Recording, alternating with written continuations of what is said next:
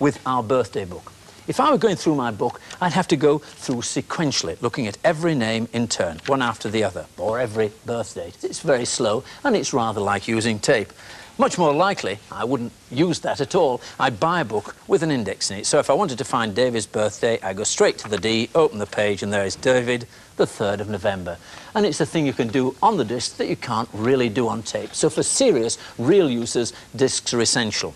A 5-inch disc of this sort of floppy, would hold the details of about 400 of our gramophone records. And there are bigger floppy discs. This one is an 8-inch disc, which can hold details of about 5,000 records.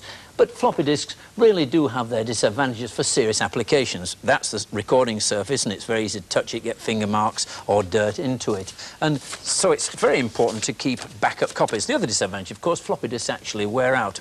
But databases on micros are being used increasingly for serious, if rather limited, purposes in the real world. And our researcher, Catherine Robbins, has been to see one rather unusual application.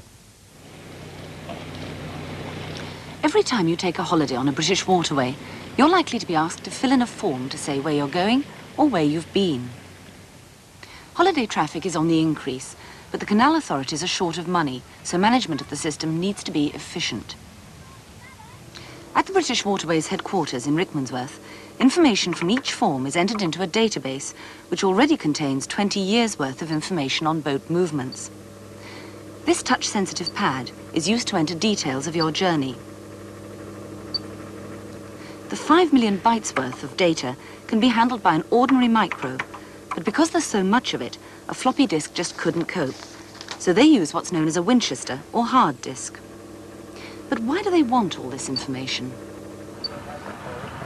Well, one reason is that if somebody wants to open a marina like this one at Cowroast near Tring, the Waterways Board will only grant a licence if it's convinced that there's enough water available, not only here, but also in the rest of the system, to cope with all the extra boats.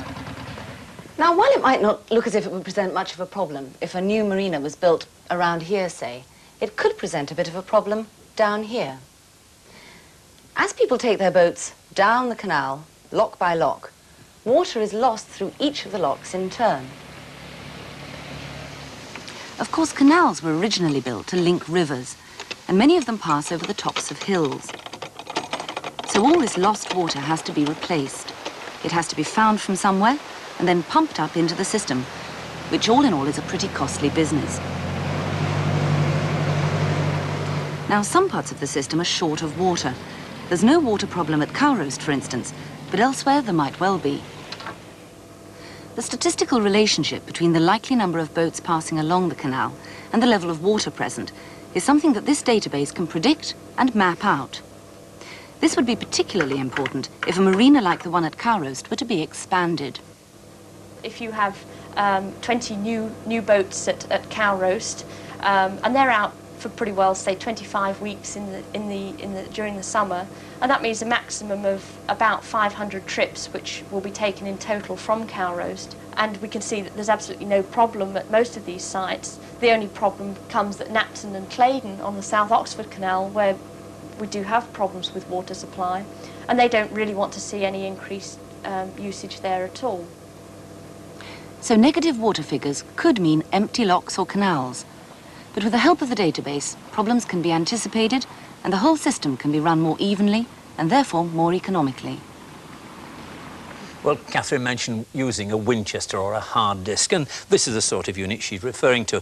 The main difference between this and a floppy is that it's a completely sealed unit. That enables the data to be packed much more densely on the recording surfaces. But of course, it can't be interchanged. This particular unit is 8 inches across the disk, but it holds 8 million characters of information. If we wanted to hold more information, we'd have to go to a large-scale mainframe computer. And this interchangeable disk here would hold 200 million characters of information, but it is interchangeable just like a floppy is. If we use the same technology as the Winchester disk, then we could push this storage from one disk unit up to 1,200 million characters, which is probably more than enough to hold all the details of the gramophone records in the BBC record library. Well, we can still use our micro for getting at information on large databases. And we've got a setup here which is quite interesting. We've got our micro, we've got a monitor, we've got a printer just in case we want to print out some results, and we've hooked it up to the telephone using this piece of equipment. It's an acoustic coupler. There's a program running in the machine which enables us to send code through the acoustic coupler to an ordinary telephone into the telephone network. And we've dialed up a number which gives us access to the data held on a large mainframe computer owned by the New York Times. And there are 1,800 million characters of press cuttings in that database. We've only made a local call, but we can get into that. And let's see what it is. Well, we're already signed on to it, and here are all the details of our signing on. It's copyright of the New York Times.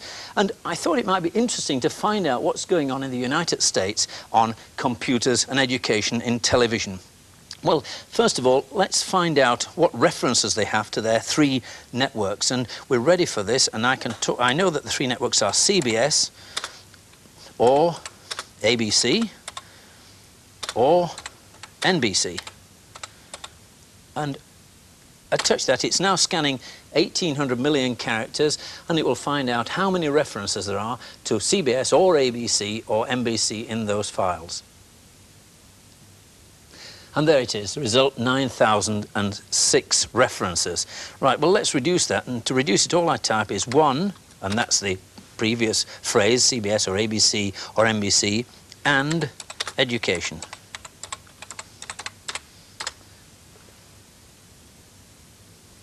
And there's the result. There are 112 references to education in the 3 major networks. So our final query will be 2 and computers. Of course, the response you're going to get will be very dependent on how many people are on the system at any one time.